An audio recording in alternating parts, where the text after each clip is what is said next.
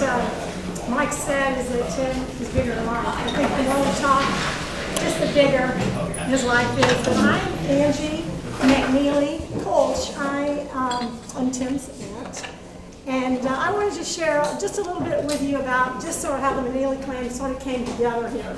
I mean, I think you obviously know Don was the McNeeley's man, but anyway. But I want to sort of take us at the end a little bit towards some very special times I've had with Tim over the last 6 months.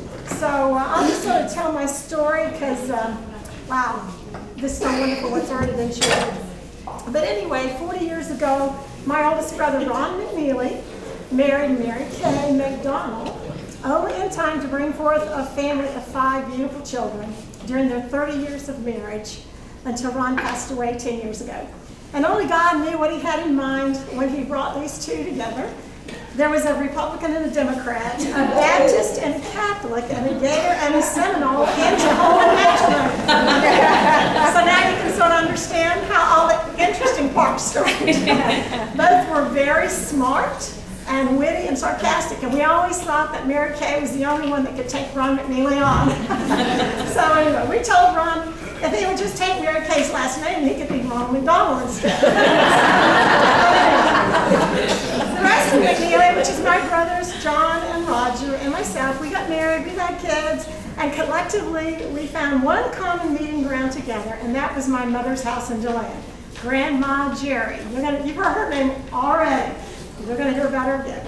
Our families got together on occasion during holidays and summer vacations as the kids were growing up, eating lots of Mom's home-cooked meals, playing a lot of ping pong tournaments in the basement. You didn't mention it, did you? The ping pong? Oh, I did not. All right, that's what and also insulting each other in our Seminole Gator rivalries. But Tim, of course, did pick the best team, the Seminoles, and was quite a diehard fan, along with his dad, other siblings, cousins, and aunts and uncles, at least on the McNeeley side. And unlike Mary Kay, I think it's just Mary Kay and Michael who were the outvoted Gators. Am I correct on that? That's what I thought. All right, so at the McNeeley's house, the Seminoles stood. But anyway, one of the craziest times the Kolsch, and I'm a Kolsch, McNeeley family had was during Hurricane Francis. My family evacuated to Mom's house in DeLand from Cape Canaveral, avoiding a direct hit to find safe shelter. And then Ron's family also evacuated to Mom's house. And I need you to know that, by the way, my mother's name was also Frances. So she was out traveling in a motorhome while we were taking over her house. So together we experienced no electricity. 2 tall oak trees fell down on the house and wires covered the driveway, forcing us to uproot a palm in the backyard to get our cars out. So then we had to, it was Katie's 21st birthday of all things, so we had to find a way to celebrate Katie's 21st birthday using anything that we could find in the melted deep freezer downstairs. And we did with little shortcake, sponge cakes, something or the other. And then Mike and my daughter Kelly both played guitar, and they serenaded us with guitar, and then we even wrote Katie a song.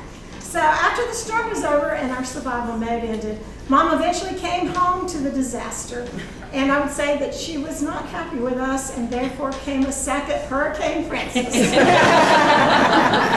took us a while to live that one down. So it was the family times, the fun times, the celebrations like graduations and weddings, or simply just sitting around the table, whether it was the kids' table or the grown-ups' table. But also journeying through the sorrow and the grief of the many tragedies and losses that have strengthened the McNeeley clan in faith and love. Psalm 84, 5-7 says, "How blessed is a man whose strength is in thee, whose heart are the highways to Zion," referring to heaven, "passing through the valley of Baca," which means sorrow. He makes it a stream. The early rain covers it with blessings. They go from strength to strength.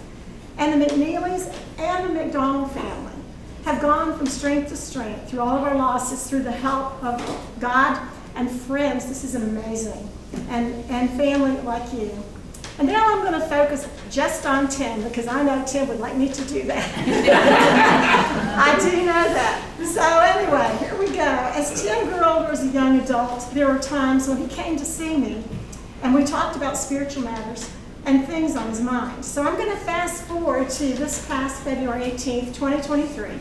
This was my last face-to-face visit with Tim, although it wasn't our last time talking together. As a part of a nonprofit ministry, I was with some other women hosting a retreat, women's retreat at San Pedro Retreat Center in Winter Park.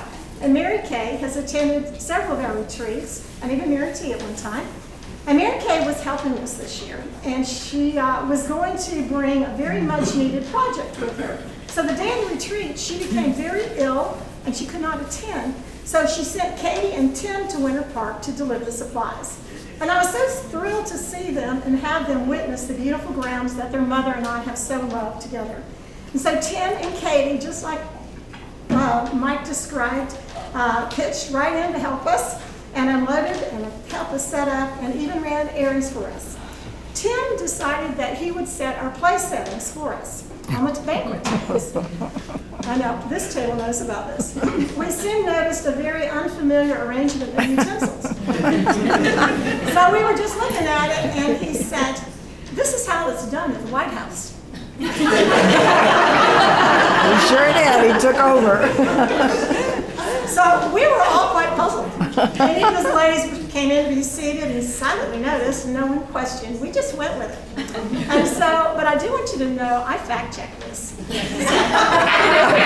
course you would. But it did become obvious in retrospect that God was doing a very special work connecting the hearts of these ladies to Tim. And this is tables, some of these ladies right here. Katie and Tim were soon leaving, so I took them down to the beautiful labyrinth and more of the grounds. There is an outer rim of the permanently placed memorial bricks. I showed them the memorial bricks I have had placed over the years to remember my parents and his dad and uncles and cousins, and the latest brick we had just added, and that is their grandma, Rose O'Donnell, who had passed away in January of last year. I shared the meaning of walking the labyrinth and how important it had been in my own spiritual journey, especially in grieving the many losses that he and Katie could also relate to in their own grief. And it was such a special time, certainly for me, to share with Katie and Tim. Tim was trying to navigate through some difficult times in the season of his life at that time, and he was on a continual quest to understand God in the midst of it. And the days ahead, he called me upon 2 occasions, and we had some really long chats. The first call was mostly Tim talking for about 45 minutes as I listened, and inwardly I was praying how I was going to respond to him. And I eventually directed him to truth in God's Word that gave him some new and challenging things to think about. And one of the verses was Matthew 5:3, and the verse says, "Blessed are the poor in spirit, for theirs is the kingdom of heaven." This verse is truly the entranceway into the true kingdom life. We talked about what it meant to be surrendered and needy before God, and how feeling rock bottom sometimes can just be a good place to start fresh and new with God. I didn't know it at the time, but Tim began to live with that question. And the question was this: what does it mean to be poor in spirit? So about a month later, I received another call from Tim. And he sounded like a different person. He was full of joy, and he wanted me to know how much better he was doing, and he related some new focuses of hope in his life. He was going to church almost daily and reading the scriptures. And he also shared some practical actions that he was taking and moving forward. He had a lot of plans, and he said, I was personally absolutely overjoyed and beside myself. And I told him so. Tim, you make me so happy. So I just want to close in sharing just 3 excerpts from a letter from Tim to me that he had written during that time a couple months ago. And I have read it over and over. And I want to tell you that Tim has left us with some gifts. I mean, he's left us a ton of gifts because these 2 guys have really spelled it out. But Father Henry Nouwen, one of my favorite authors, wrote that death can be life-giving, not only to the one who is now experiencing forever life with God in heaven, as Tim is, but to those he leaves behind on earth. Out of true brokenness, Nouwen writes, comes life that keeps on giving to others. And so I want to share with you, and I know Tim would be A-okay with this, 3 selected treasures that Tim shared in his letter for me. And I want to pass it on to you because they truly are life-giving to us from Tim. So the first is his quote. So the rest of this, Tim's sort of writing his own message to us. There was this notion cemented in my mind that suffering and despair was intrinsic to this existence and the foundation of my life.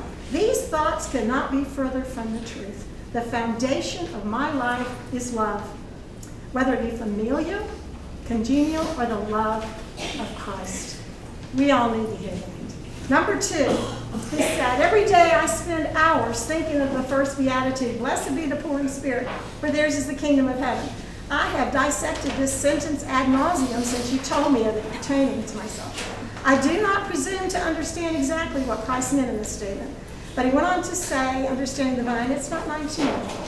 But then, so you say, well, what's the gift he leaves us with that? I think it is the beauty of humility before God. Tim had an open and a teachable heart that has learned to live the question.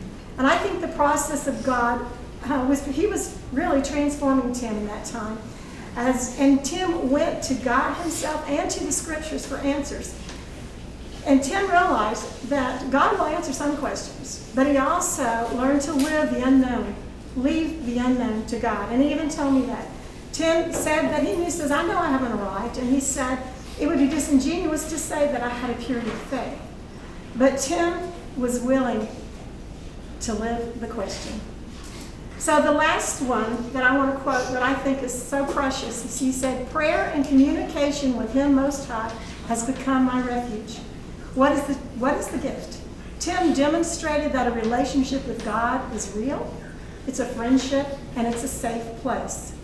Tim has left us so much more that we're going to continue to recognize and remember in drawing from his beautiful life as we grieve through this valley of sorrow, going from strength to strength. And as we live in the love and the comfort and the hope and the joy found in God through Jesus Christ our Lord, I leave you with Tim's final words to me in Latin. I had to look him up.